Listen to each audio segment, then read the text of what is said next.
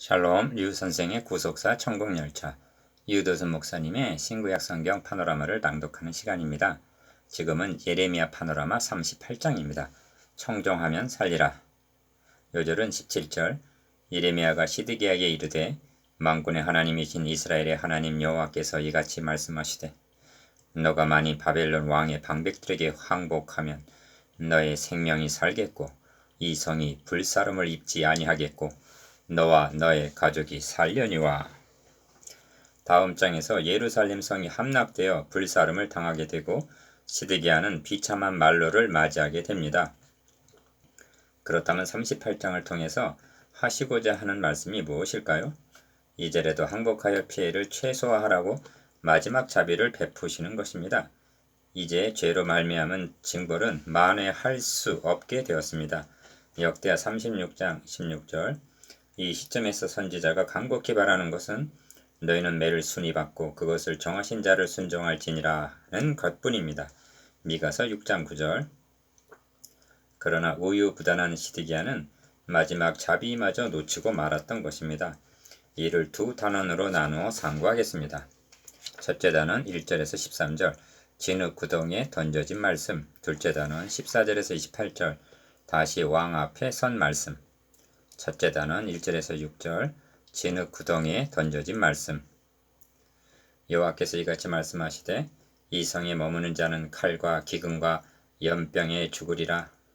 그러나 갈대인에게 항복하는 자는 살리니 그의 생명이 노량물을 얻은 같이 살리라. 2절 1. 예레미야 선지자는 지금 시위대 뜰에 37장 21절 머물러 있으면서 백성들에게 여호와께서 이같이 말씀하시되 이 성에 머무는 자는 칼과 기근과 연병에 죽으리라.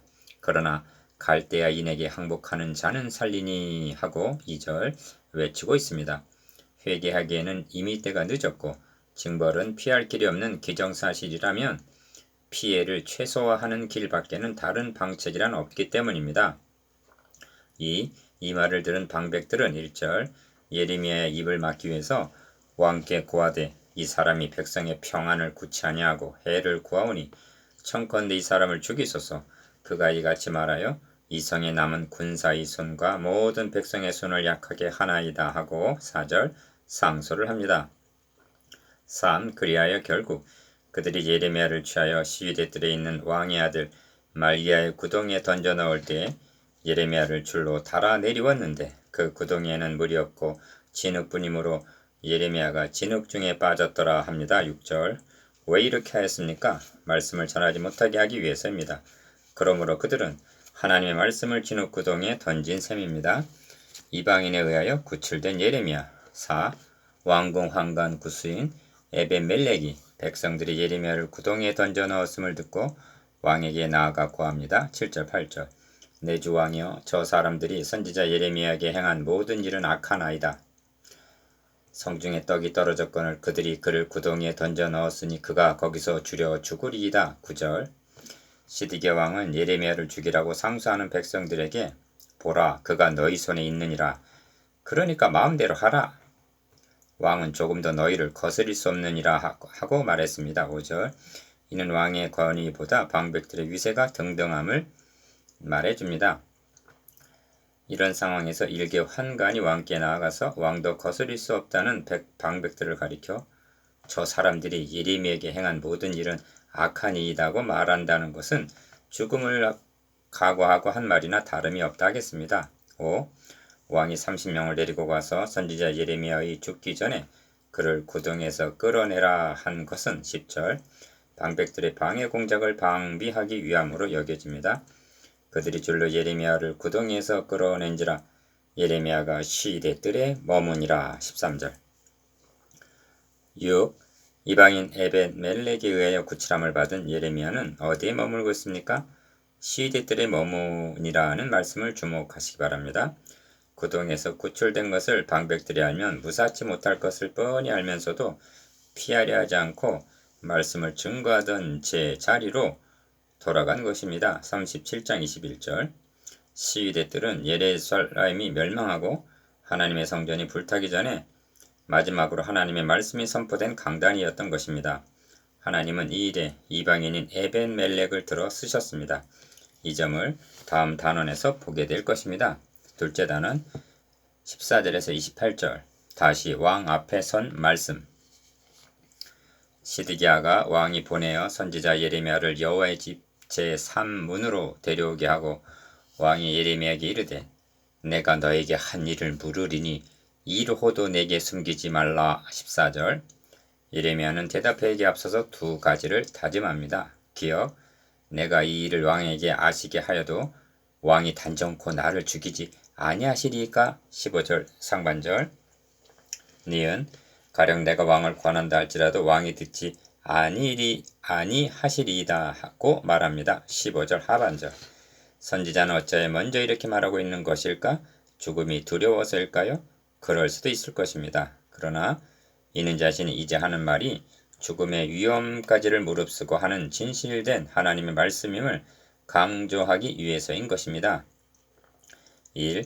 만군의 하나님이신 이스라엘의 하나님 여호와께서 이같이 말씀하시되 17절 상반절 하나님의 호칭을 주목하시기 바랍니다.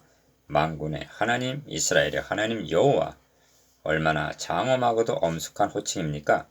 이 호칭 속에 예레미야 선지자의 비장함이 엿보입니다. 2. 너가 만일 바벨론 왕의 방백들에게 항복하면 너의 생명이 살겠고 17절 중반절 이는 시드기야 왕에게 베푸시는 마지막 기회입니다. 오래 참으십니다. 3. 이성이 불사름을 입지 아니하겠고 너와 너의 가족이 살려니와 17절 하반절 이는 그에게 향하신 하나님의 마지막 긍휼입니다. 4. 너가 만일 나가서 바벨론 왕의 방백들에게 항복하지 아니하면 이 성이 갈대아인의 손에 붙이우리니 그들이 이 성을 불사를 것이며 너는 그들의 손을 벗어나지 못하리라 하셨나이다. 18절 이는 마지막 경고입니다. 5. 원하옵나니 내가 왕에게 고한 바 여호와의 목소리를 청종하소서. 그리하면 왕이 복을 받아 생명을 보존하시리이다. 20절 이는 선지자의 마지막 호소라 할 것입니다. 선지자는 결단을 하지 못하고 변명을 늘어놓는 19절 심약한 왕에게 간곡히 요청합니다. 6. 그러나 만일 항복하기를 거절하시면 여호와께서 내게 보이신 말씀대로 되리이다 하면서 21절 재차 하나님의 말씀을 일러줍니다. 22절 23절 시드기야 왕과 예레미야 선지자가 독대하고 있는 이 광경을 상상해 보십시오. 하나님께서 이 자리를 마련해 주신 것입니다. 그러므로 이는 예레미야 개인과 말과 심정이 아닙니다. 예레미야 개인의 말과 심정이 아닙니다. 사도 바울이 내가 예수 그리스도의 심장으로 너희 무리를 어떻게 사모하는지 하나님이 내 증인이시니라 한 대로 빌립보서 1장 8절 하나님의 심장으로 말했던 것입니다. 7. 그러나 시드기야 왕은 끝내 항복하지 않았습니다. 시드기야가 왜 항복하여 사는 길을 가지 않고 대항하다가 멸망하는 길을 자초했을까요? 기억, 불신앙입니다. 예레미야 선지자가 전하여준 하나님의 말씀을 믿지 못했기 때문입니다. 이를 알았기에 원하옵나니 내가 왕에게 고한 바 여호와의 목소리를 청종하소서 하고 간곡히 호소했던 것입니다. 니은 자기 중심적이었기 때문입니다. 자기 하나 희생되어서 성과 백성을 구원할 수만 있다면 대표해서 죽으리라 하는 그리스도의 마음이 시드기야에게는 없었던 것입니다. 시드기야의 불신앙이 예레미야에게 당부한 그의 말을 통해서 나타납니다. 너는 이 말을 사람으로 알게 하지 말라. 24절 방백들이 와서 왕에게 뭐라고 말했느냐 하면 거짓말을 하라고 말했던 것입니다. 25절 19절을 보십시오. 나는 갈대인에게 항복한 유다인을 두려워하노라 하고 하나님 두려운 줄은 모르면서 사람을 두려워하고 있습니다. 사울왕도 사무엘에게 내가 범죄하였을지라도 청없나니 내 백성의 장로들 앞과 이스라엘의 앞에서 나를 높여달라고 말했습니다. 사무엘상 15장 30절 사울왕이나 시드기야 왕은 하나님보다 사람을 더 의식하고 두려워한 인본주의적인 왕이었습니다. 그들이 멸망받은 이유는 결국 하나님의 말씀을 청종하지 않은 불신앙 때문입니다.